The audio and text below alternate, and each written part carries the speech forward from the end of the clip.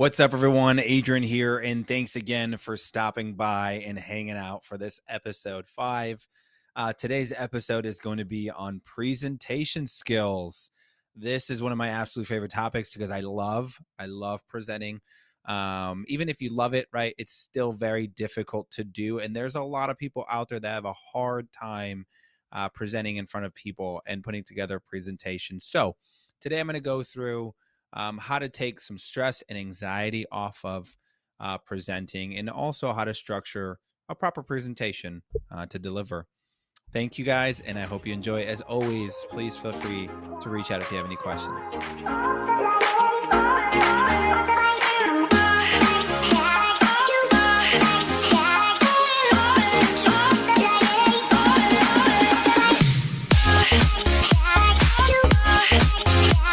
Hello, everybody, and welcome. Thanks again for joining me for this episode 5. As I mentioned, today's episode is going to be on presentation skills. And so we're going to talk mainly about presenting. It's one of my favorite topics to do because I love presenting. I always have. It was one of my favorite parts in college. If there was a presentation portion, instead of taking a test, I always opted in for the presentation portion. I don't know why. I just really enjoy doing it. That's still not to say that I don't get nervous. I don't get jitters. I don't get that anxiety feeling that everyone gets when they're presenting in front of a group of people. It's normal. It happens to everyone, whether you like presenting or whether you don't. So I'm here to help take some of that stress away from presenting and how to really alleviate that when you're going up and presenting. I'm also here to show you not to be scared of presenting. It can be really fun. And honestly, presenting just takes repetition like anything else. All right. So it's like if you play basketball and you're trying to get good at shooting 3-pointers, you have to be in the gym and shoot 3-pointers constantly to get good at it. Same with playing an instrument. You have to practice that instrument to get good at it. And so presentations are the same. You have to present as much as you can to get better and get more comfortable at it.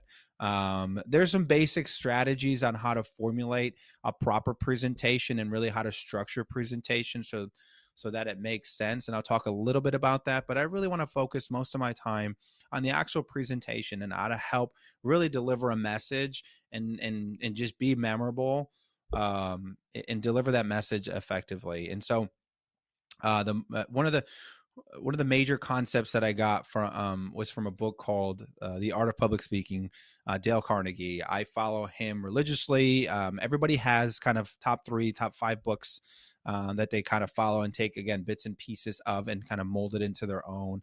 And Dale Carnegie is one of them, The Art of Public Speaking. One of the biggest messages that I got from that book is making sure that you are 100% bought into what you're delivering before you go out and present it. So that's what I'm going to talk about first, is being bought in, right? I talked about that in my previous podcast. I believe that 100%. Before you're going to do a presentation in front of a group of people, please understand that you need to be that product expert and you need to be that, right? As cheesy as it sounds, you need to be one with the content that you are delivering. You need to be so passionate about it that it's really believable, because if you are not, you're going to come off as inauthentic, fake, like you're just pitching, like you're just selling. That's the last thing you want to do when you present, is come across like you're actually selling something. When you present, you want to come across like you're telling a story. People love stories. Hey, that's why we watch movies. That's why we read books. That's why we binge watch Netflix shows, because we love stories. So whatever you're presenting, figure out a way to tell that story.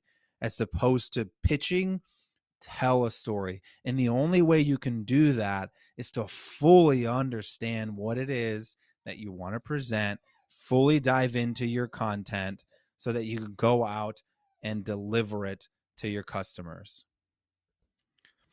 So I'll give you a good example. I am in the office furniture industry, right? So I sell a highly commoditized product that anyone else can mirror, can emulate, can do pretty much the same things that we are doing from a product standpoint.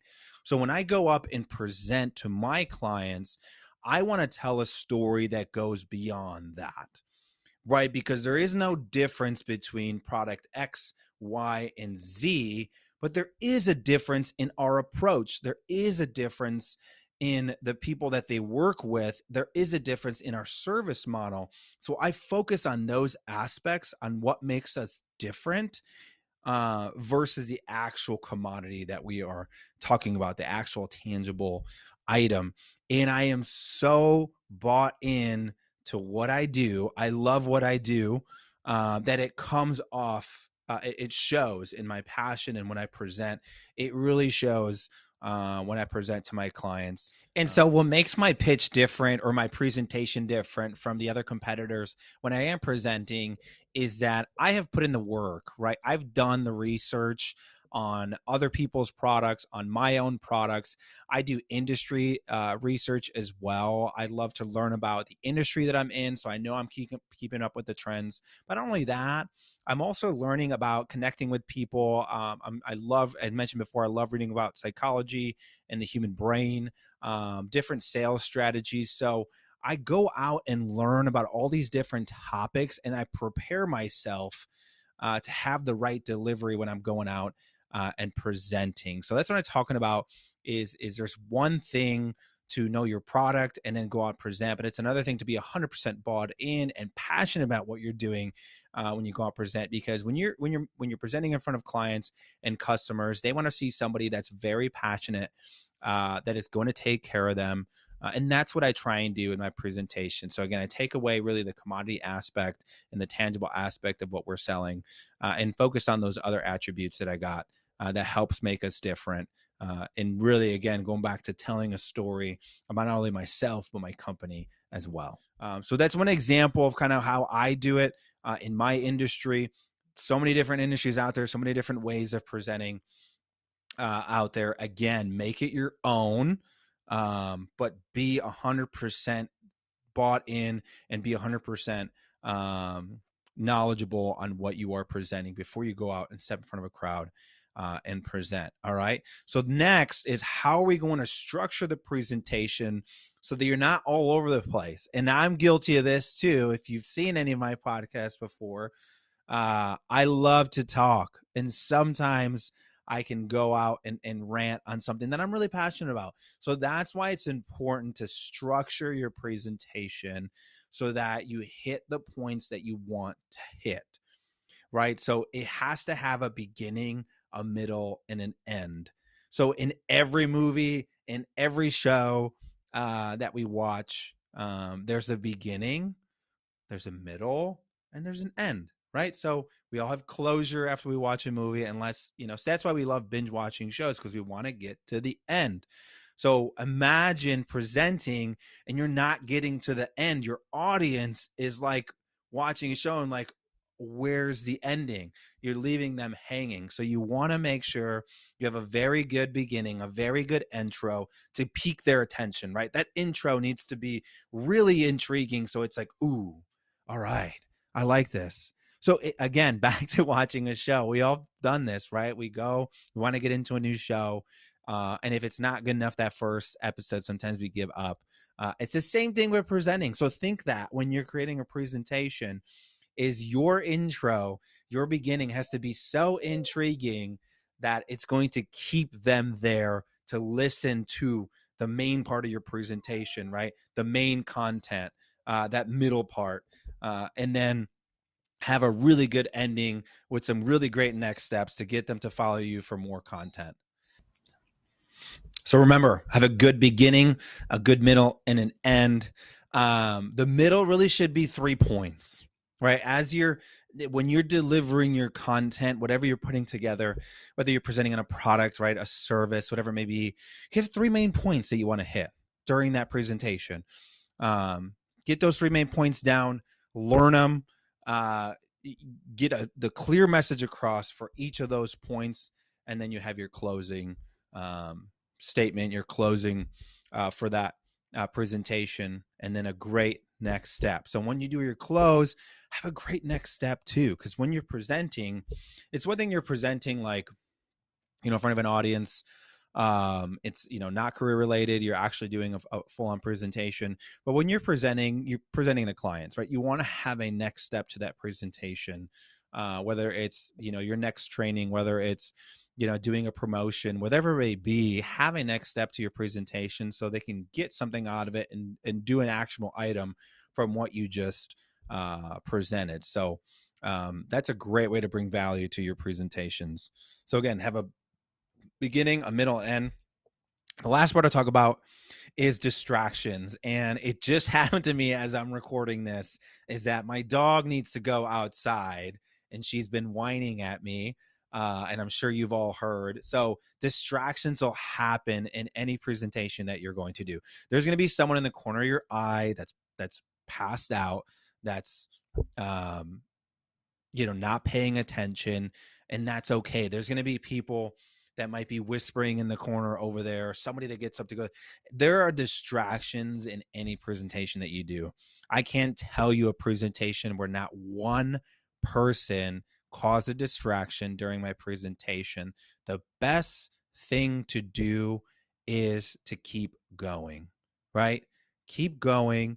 Keep being bought into your material, your content, be in the zone, and continue to deliver what you're wanting to deliver. Because if you don't, you're cheating out everybody else that is paying attention, that is bought into your presentation.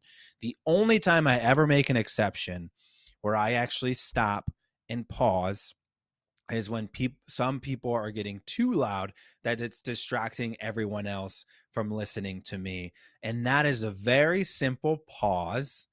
And now in the room, the only people talking are the folks that are whispering in the corner, whoever it may be. And it becomes obvious that they're the ones that are causing the pause in the presentations.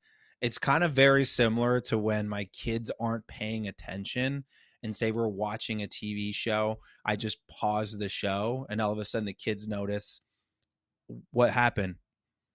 Same thing, right? You're presenting and someone's being a distraction. Just pause. And it says not making them feel awkward or anything. You're just pausing because you don't want to cheat out everybody in the audience on what you're wanting to deliver. And once you resume, get back in the zone and focus on the message that you're trying to get across to everyone out there. So again, we all have distractions. It happens when we present. Keep your composure. And just assume that it's going to happen when you're going to go and present. Just know that it's going to happen. Be prepared for that. Remember, pause, keep your composure, and focus on your delivery, as I try to do here as my dog was whining. But those of you who have dogs understand absolutely. So to recap today's episode, I can talk about presentations for hours. Again, I love this topic, as you can tell. It's one of my favorites to talk about. Remember to be 100% bought into what you're delivering. Okay, learn it, understand it. Don't try and skim anything. Don't try and wing it. Just be all in, and it'll come across very authentic and a lot better experience for the audience than yourself.